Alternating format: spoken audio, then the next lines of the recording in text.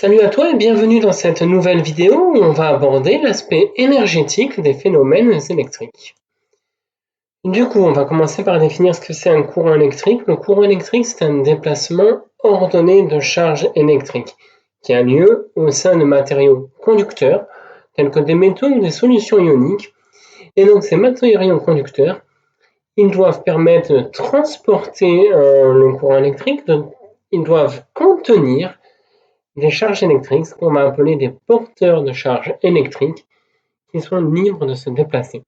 Alors dans les métaux, ces porteurs de charges libres, ça va être des électrons qui sont capables de se déplacer d'atome en atome, qui ne sont pas attachés à un atome, et dans une solution ionique, les porteurs de charge, ça sera les cations chargés positivement et les anions chargés négativement.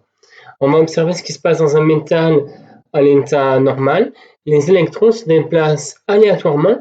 Et tu as vu, dès qu'on a mis une tension, dès qu'on a branché une pile, les électrons se sont mis en ordre de marche.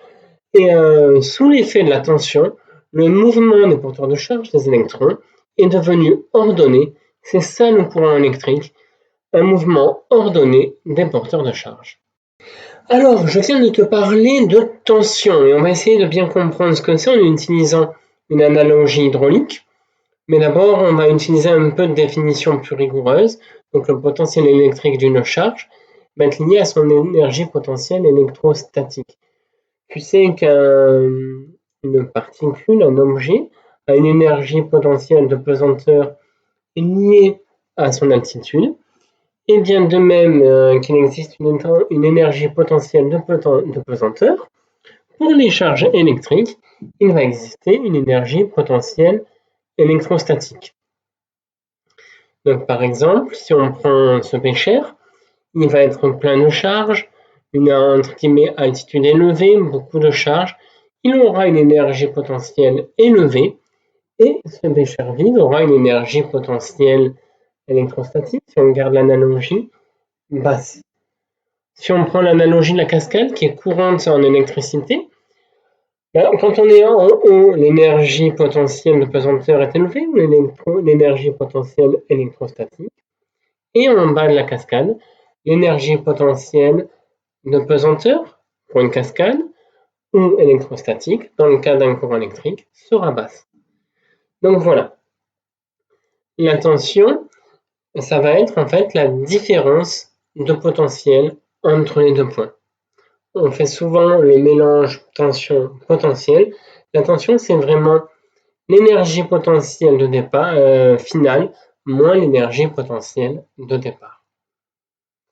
Voilà. Et lorsqu'on va relier nos deux béchers ici, eh bien, le fluide va s'écouler du premier bécher vers le second bécher jusqu'à s'équilibrer.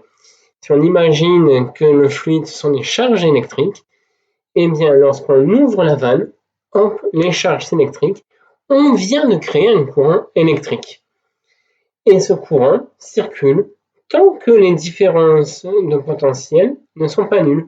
Dès que l'énergie potentielle de ce bécher est égale à l'énergie potentielle de l'autre bécher, le courant s'arrête. Bon, puisqu'on a défini la tension, on va définir l'intensité. L'intensité, en fait, c'est le courant électrique. C'est le débit de charge qui circule. Quand on parle d'un courant d'air, c'est de l'air qui se déplace. Quand on parle d'un courant, en parlant d'une rivière, c'est de l'eau qui se déplace. Le courant électrique, c'est des porteurs de charge qui se déplacent. Du coup, dans un conducteur électrique, on va attribuer un sens au courant électrique qui sera toujours de la borne positive vers la borne négative. Donc si on observe nos schémas ici, on voit que le courant électrique est orienté dans le même sens que les cations et à l'opposé des anions. Et dans un métal, le courant électrique sera opposé au déplacement des électrons. Donc le courant électrique, par convention, est toujours opposé à celui des charges négatives. Maintenant qu'on a défini la tension, le courant et qu'on sait représenter le déplacement du courant électrique, je te rappelle toujours de la borne positive vers la borne négative, ce qu'on observe ici, on part du plus, et le courant électrique part du plus jusqu'au moins. On va voir comment représenter la tension. Donc, au niveau des schémas, on va représenter un générateur idéal par un cercle avec la borne vide, avec la borne positive et la borne négative. Et la tension sera orientée dans le même sens que l'intensité. Tu vois, la flèche de la tension va dans le même sens que la flèche de l'intensité. Pour un générateur réel, comme cette pile, pareil, on va la borne positive, la borne négative, le courant va du plus jusqu'au moins, et la tension, elle aussi, est orientée dans le même sens que l'intensité. Par contre, pour un récepteur, une lampe, une résistance, un moteur, tout ce qui consomme de l'électricité, eh bien, chaque récepteur a son propre schéma, une lampe avec une croix pour un rond avec une croix pour la lampe, un rectangle pour la résistance. Eh bien, pour tous les récepteurs, la flèche de la tension est opposée au déplacement du courant. Tu peux très bien voir sur ce schéma que la tension et le courant ne vont pas dans la même direction. Et ça, c'est important pour les calculs de l'addition des tensions dans la loi d'Emagne. Et maintenant, je reviens encore une fois sur l'intensité. De toute façon, l'intensité, la tension et la résistance, on va le voir un peu après, ce sont les grandeurs fondamentales des circuits électriques.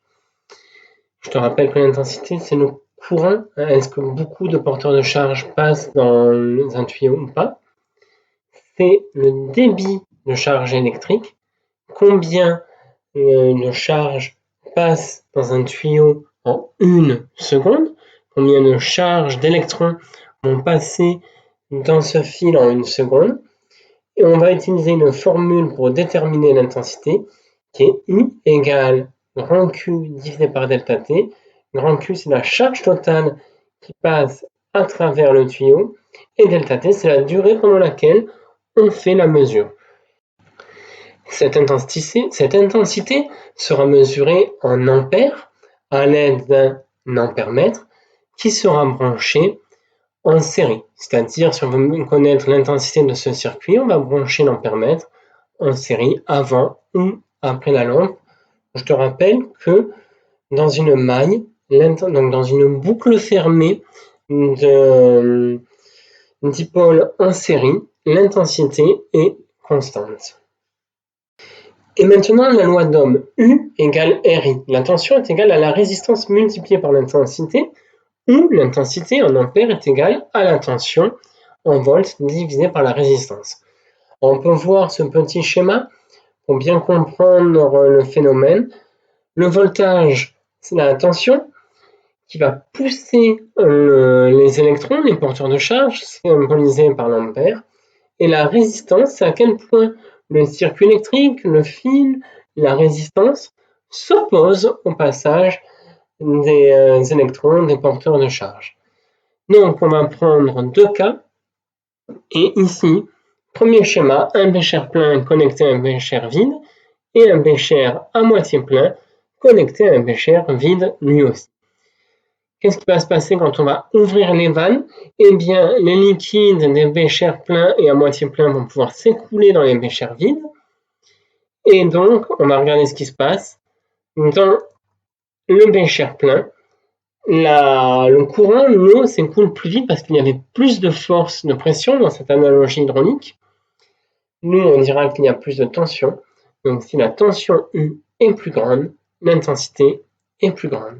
Le courant circule plus vite. Les porteurs de charge circulent plus vite.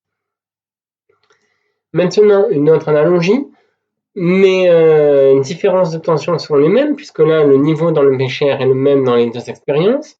Les deux béchers à droite sont vides dans les deux expériences. Par contre, la connectique n'est pas la même. Dans l'exemple de gauche, ma connectique, mon tuyau reliant les deux béchers est large, il va facilement laisser passer l'eau. Par contre, dans le tuyau de droite, il est étroit, l'eau circulera difficilement, donc le courant va s'écouler plus lentement à droite qu'à gauche. La mise à niveau se fera plus lentement à droite qu'à gauche.